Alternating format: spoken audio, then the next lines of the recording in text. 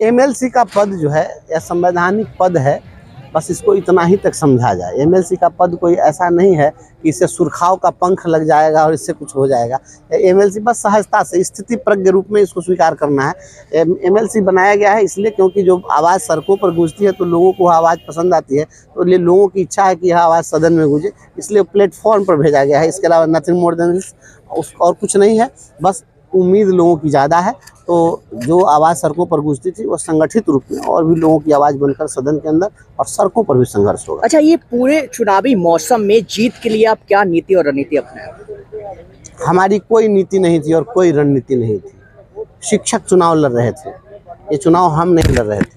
ये चुनाव पत्रकार लड़ रहे थे, यह चुनाव शिक्षित बेरोजगार लड़ रहे थे, छात्र नौजवान लड़ रहे थे। संघर्ष के लिए टकटकी लगाए हुए जितने भी प्रबुद्ध लोग हैं वे सभी लोग इस चुनाव को लड़ रहे थे।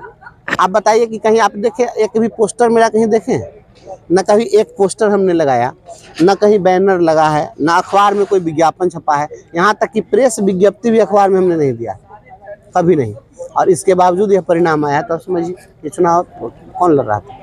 ये सभी लोग लड़ रहे थे। अच्छा, जितने भी बड़े बड़े पार्टी के जो नेता थे वो चुनावी मैदान में थे, क्या लग रहा था उस समय?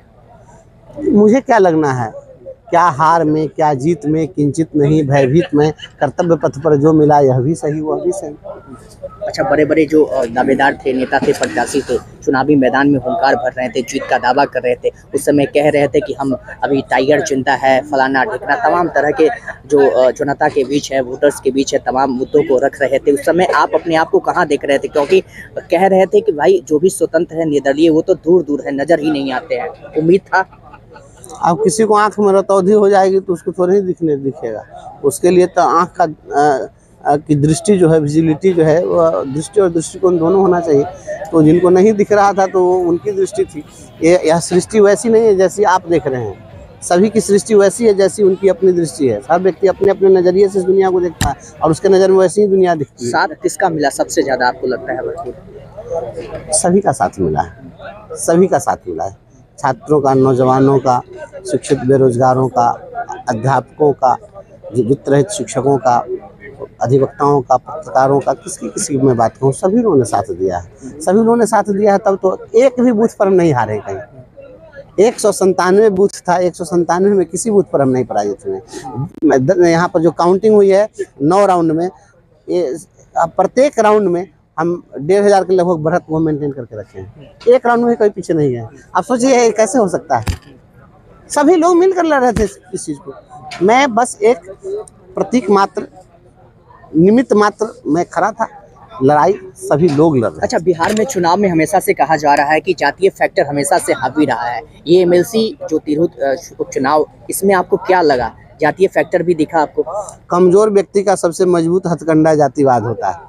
अगर कोई जाति का सहारा लेता है, समझ लीजिए वह कमजोर व्यक्ति है। जो मजबूत व्यक्ति होता है वो जातिवाद का सहारा नहीं लेता है। और जातिगत आधार पर मैं किसी से न कभी कोई संबंध रखता हूँ और न मैं कभी रखूँगा। अगर मैं डिजर्विंग हूँ तो मैंने कहा कि अगर मैं डिजर्व करता हूँ मुझे वोट दीजिए, और अगर मैं डिजर्व नहीं करता हूँ मुझे वोट मत दीजिए। अगर आपको लगता है कि मैं सभी प्रत्याशियों की भीड़ में मैं आपके लिए उपयुक्त हो सकता हूँ तो आप वोट करिए, अन्यथा आपके वोट की मुझे कोई ज़रूरत नहीं। आप मानते हैं कि चुनाव जीतने के लिए जनबल से ज़्यादा धनबल की भी ज़रूरत होती है? अगर जनबल है तो धनबल भी मिल जाता है। जिसके पास जनबल हो तो धनबल की क्या दिक्कत है?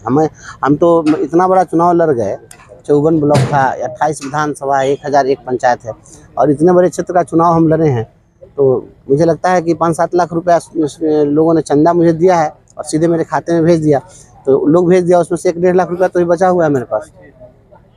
आज भी मुझे लगता है 1,500-2 हज़ार रुपया आज भी मिठाई खाने के लिए लोगों ने भेज दिया। तो जनबल है, तो जनबल का अगर जनता का साथ है। अच्छा, राजनीतिक समीकरण क्या कह रहा है? बंशीधर व्यासी जी को कहीं ना कहीं एमएलसी नाम का मुकुट, अगर विजय मुकुट सौंपा है यहाँ की जनता ने, वोटर ने, तो आगे जाके पार्टी में कोई दामन थाम लेगा? देखिए, कोई किसी पार्टी में नहीं जाना, हम आपकी पार्टी में आप ही के साथ रहेंगे। प्राथमिकताएं क्या रहेगी? अब प्राथमिकताओं का निर्धारण बाद में कर लेंगे। अभी लड़ाई एक आदमी की नहीं है कि हम तय कर दें। पूरा श्रेय किसको जाता है? टोटल पूरा श्रेय किसको जाता है? श्रेय सभी मतदाता मालिकों को जाता है जो संघर्ष को पसंद करते हैं। जिन लोगों को बंशीधर ब्रजवासी के रूप में एक आंदोलनकारी दिखा, संघर्ष करने वाला नौजवान दिखा, उनको उनके उम्मीदों का दीपक दिखा, उन सभी लोगों को मैं श्रेय देता हूँ। लास्ट एक सवाल ये पूछना चाहेंगे आपसे, क्योंकि 18 कैंडिडेट थे, एक डेढ़ 17 कैंडिडेट कुल मिला के टोटल थे, संघर्ष कितना झेलना पड़ रहा, क्योंकि आप जगह जगह चुनाव के दौरान आपने गया भी वोटर से अपील भी किया, क्योंकि 18 कैंडिडेट थे, सभी एड़ी चोटी के बल से लगे हुए, तो उम्मीद कितना कह रहा था, संघर्ष कितना झेलना पड़ा आपको? कोई संघर्ष नहीं। क्या संघर्ष? जो प्रतिदिन संघर्ष नहीं कर रहा है वो नया क्या संघर्ष करना था? पटना में जो हम लोग लाठी खाते रहे हैं, पानी का फव्वारा झेले, आंसू गैस का गोला झेले, गिरफ्तारी हुई, पटना में इतनी गाड़ियां जली, सुप्रीम कोर्ट संज्ञान लिया, FIR दर्ज हुआ, आज यहाँ गिरफ्तार हुआ, सीतामढ़ी में जानलेवा हमला हुआ, इससे बड़ा संघर्ष तो नहीं है चुनाव। लड़ाई किससे था आपका? बड़े जो नेता है या सिस्टम है या सरकार या फिर खुद से लड़ाई? किसी से लड़ाई नहीं थी। कहाँ कोई ऐसा था एक भी प्रत्याशी जिसको लोग जान रहे थे? बताइए कौन प्रत्याशी था जो किसी को जो प्रत्याशी थे उनको हम मेरे सामने अभी भी खड़ा करा दीजिए।